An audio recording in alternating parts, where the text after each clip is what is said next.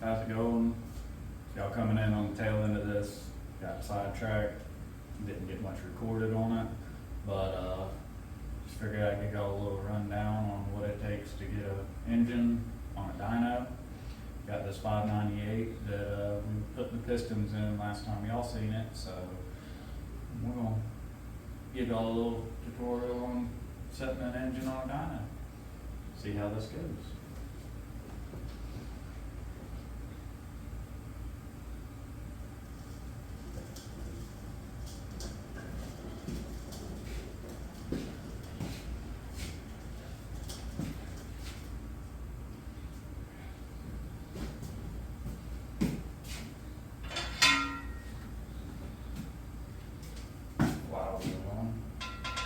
Only thing we use these flywheels for is to couple the dyno to the engine.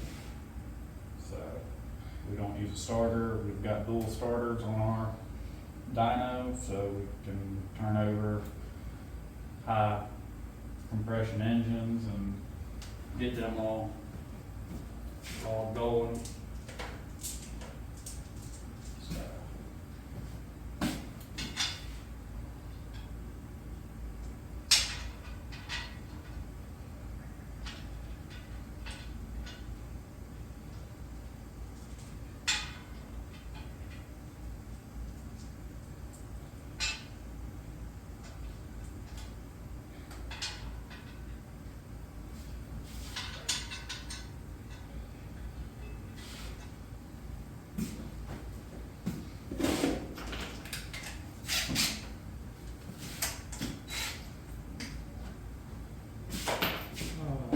Somebody robbed my ball point.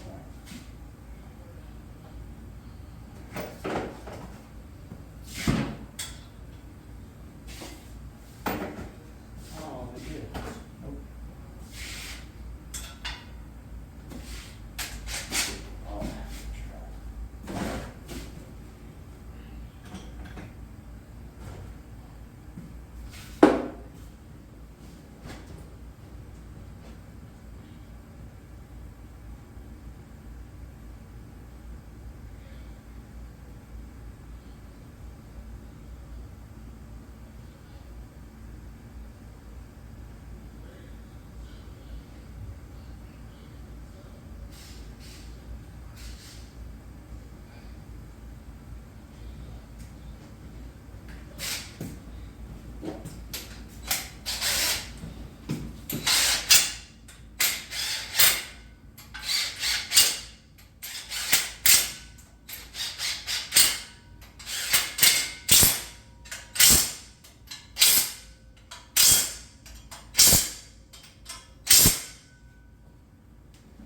I know a lot of y'all won't agree with them packs and stuff putting parts on, but it'll hold.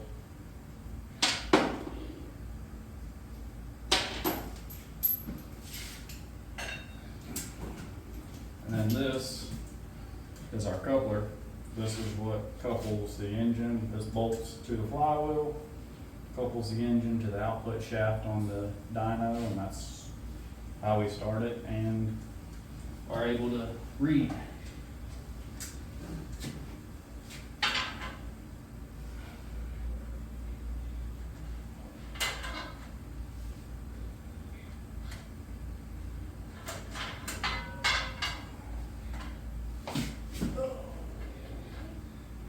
Yep, there it is.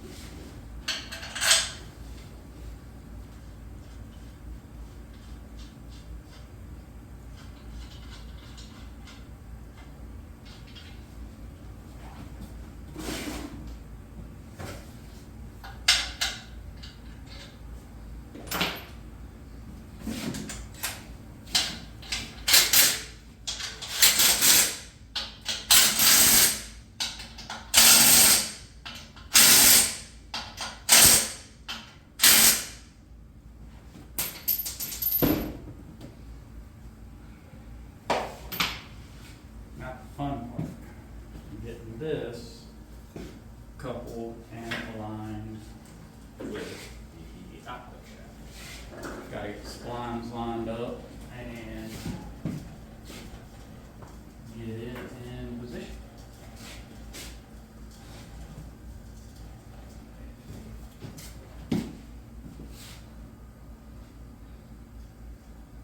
A lot of people wonder why people charge so much for dyno runs, and even if you're just putting an engine on a dyno just to run it, some people don't understand what it takes to actually get an engine on a dyno.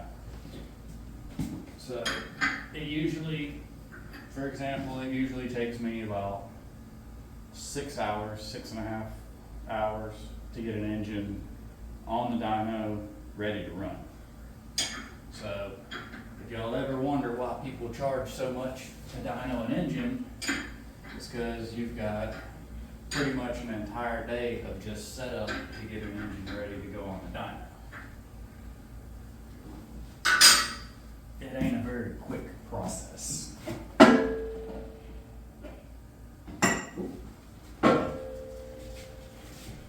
almost forgot.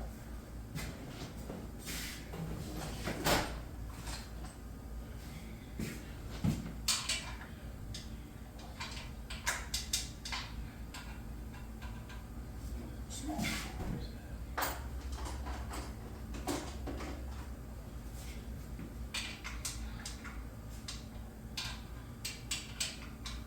Oh, it is that small. Always the last one, truck. No. Where did somebody put it?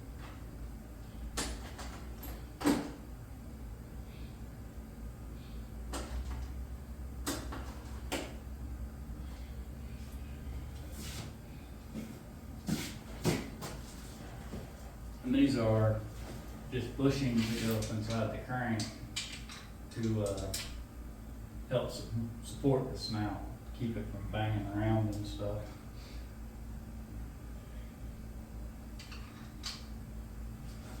Somebody done lost my machine.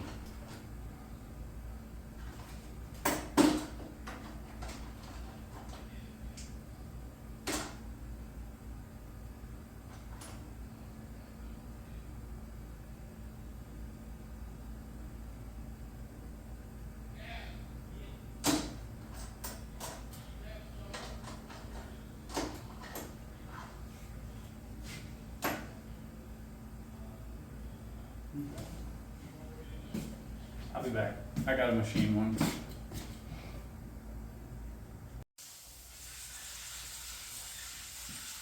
Alright, so we're back. Got the pilot bushing machined up to go on the snout of the dyno hub, and goes inside the crank. This helps locate the dry shaft for the dyno. So now we can work on getting this thing actually on the dyno.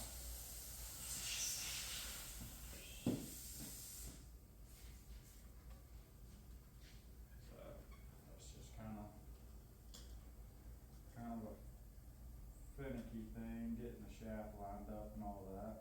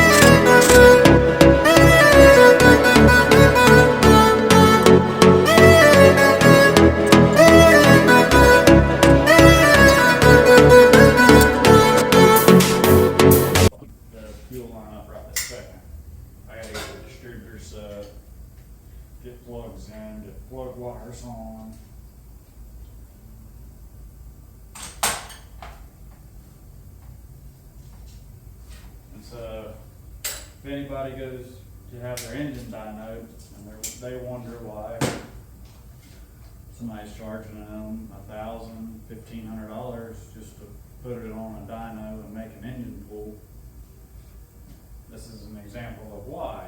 You're usually looking at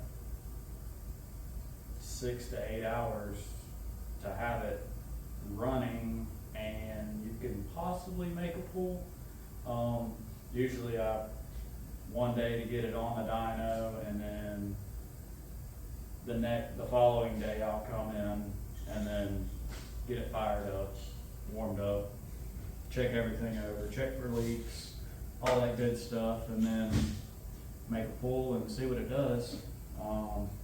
This engine, 598, it's running 16.4 compression and running on C16.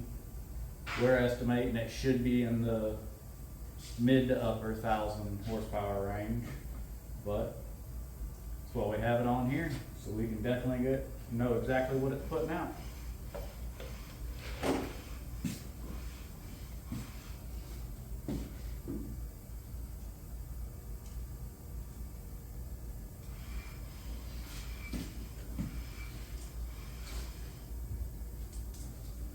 Take the bolts out from where I had it in the sling, getting it on the cart.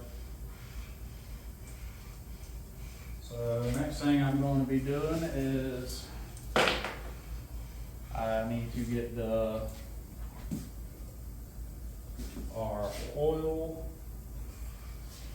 line hooked up so we can read oil pressure, get oil in the system, go ahead and prime it, and once I've verified and know that I have oil pressure, then I can then we can go from there.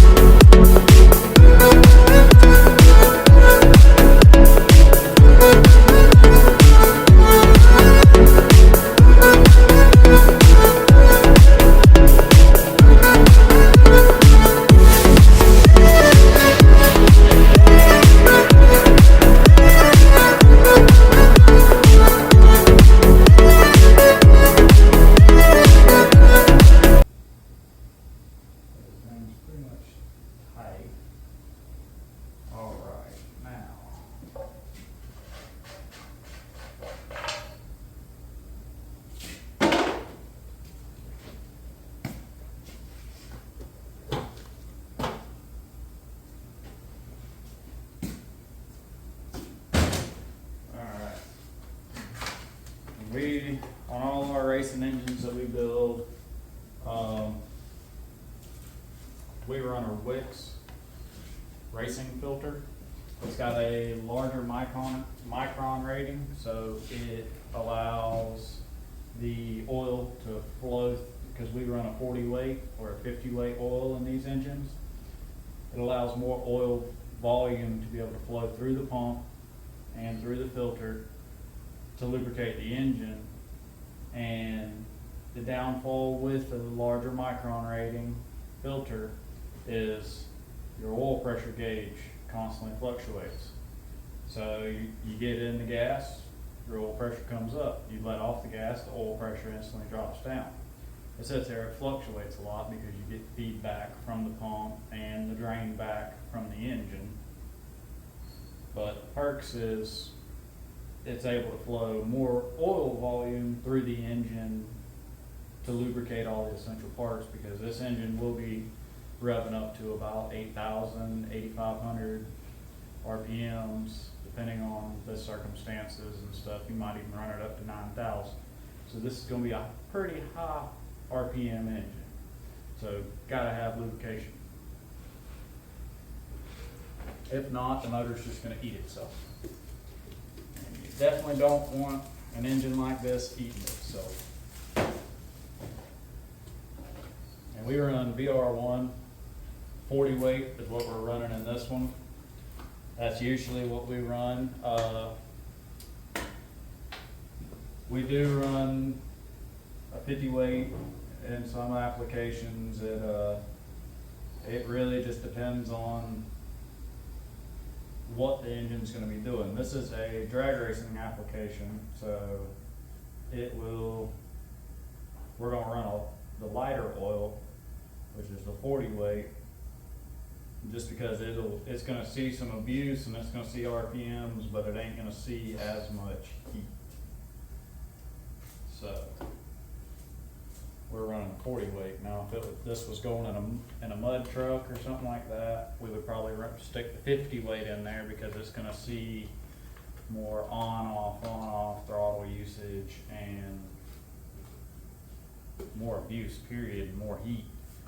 So this engine's going to live a comfortable life compared to the 632 that we're building here soon.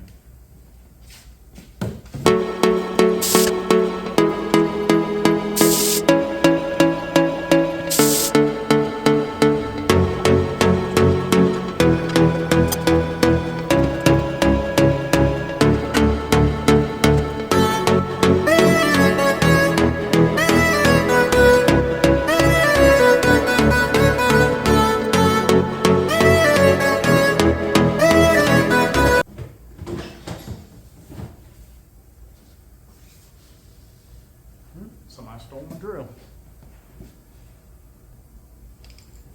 Alright, we've got this nice system right here. This is for priming your oil pump and oil system and all that. Hook it up to a drill, locks into your oil pump drive. These aluminum bushings keep it centered so you don't beat up the inside of your block, but it's definitely very handy. This one works on big block, small block Chevys.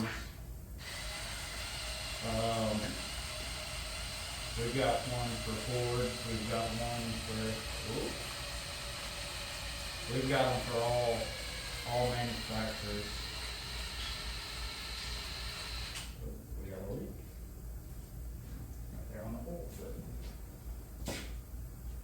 Get a rag.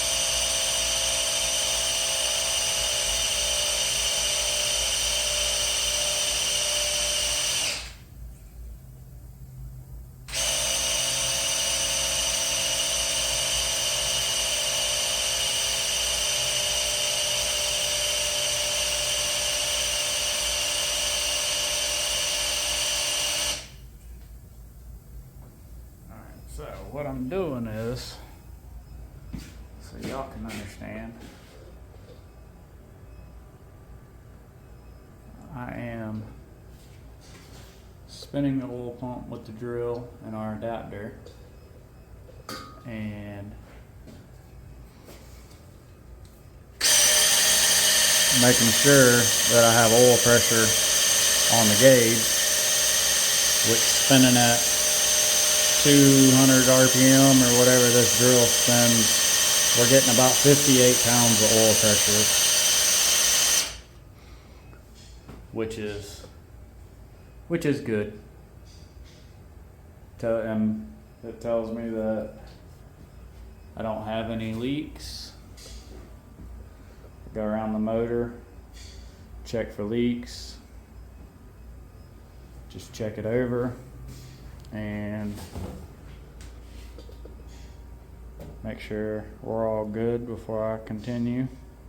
After this, get the water hooked up, and then, which is going to entail me, I got to put a water pump on, water pump drive, harmonic balancer bolt, thermostat housing, because we do not run a thermostat when we're on the dyno, because our dyno has a built-in thermostat, so it will hold water in the lines until that thermostat up there registers, and then it'll start circulating. Just like in a vehicle, and it's just instead of a thermostat here, it's up there. So that's what we'll be doing. This is running I do believe it's a 1250 Holley Dominator system on it. Big boy. This is already set up. We dialed it in for C16, which is what this motor is going to be running on. It was on methanol in its previous life. That's what these bungs were for. These were for where the methanol injection was. Injector in each runner. You got 4 on that side, 4 on this side, and you had the injectors with the barrel valve and the intake on it. That's what these bungs were for. Later on, if we don't like how it's running on the C16, it's very easy to convert it right back over to methanol. Take this off, put the toilet bowl back on top, put the injectors back in the runners, hook up lines, and then do the injection pump on the front of the block to run that system. Pretty easy to transfer it over. So not a big deal, but we'll get back to it.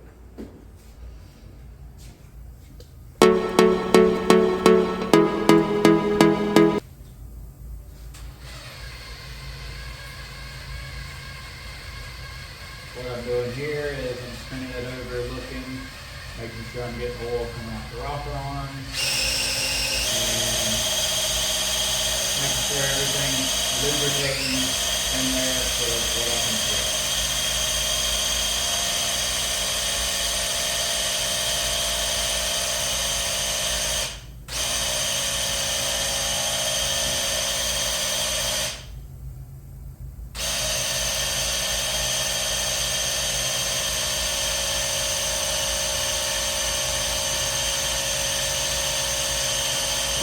Grill's getting hot. I can smell it.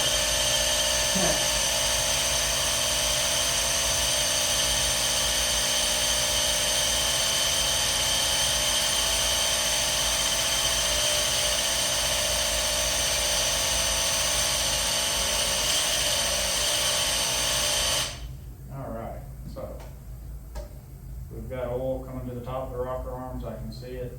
So we're good there. We're getting lubrication everywhere we need it. It's primed, and I'm gonna make a mess.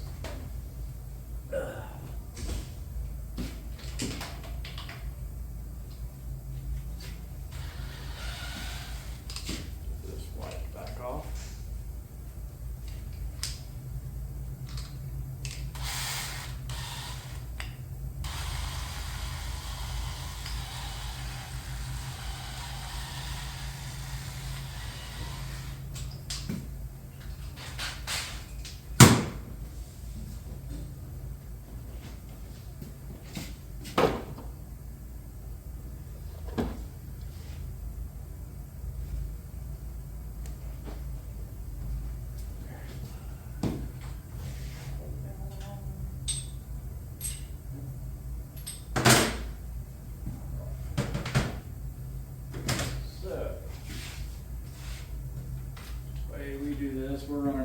SD Pro billet lockout distributor in it, so it does not advance its own timing or any of that. So whatever we set it at, that's what it's at. I love it. You don't have to worry about changing anything or something going crazy.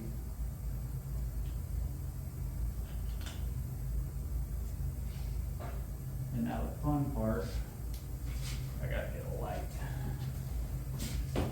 Getting the oil pump lined up so I can get the oil.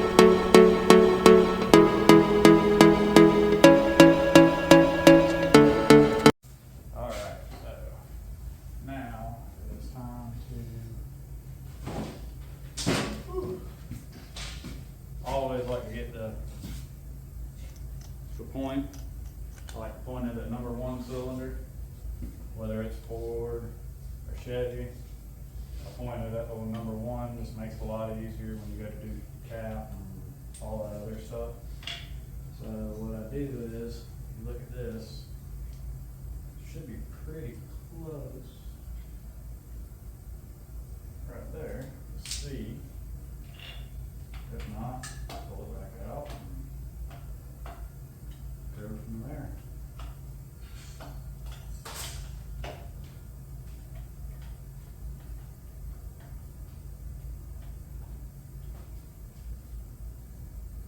Pretty close. I need to turn it back to 1, 2.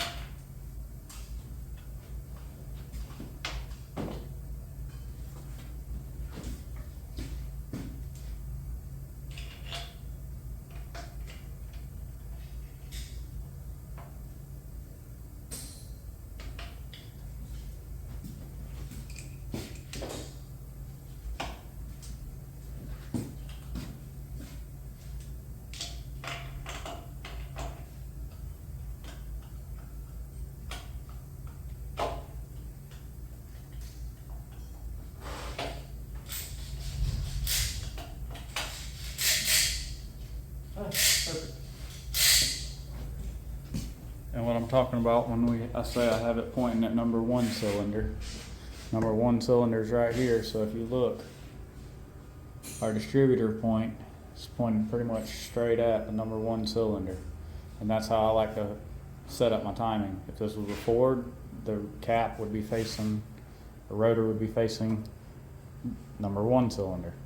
So it all depends on what engine, but I always like to set it up where it's pointing at number 1 because that's our first hole that's going to be firing.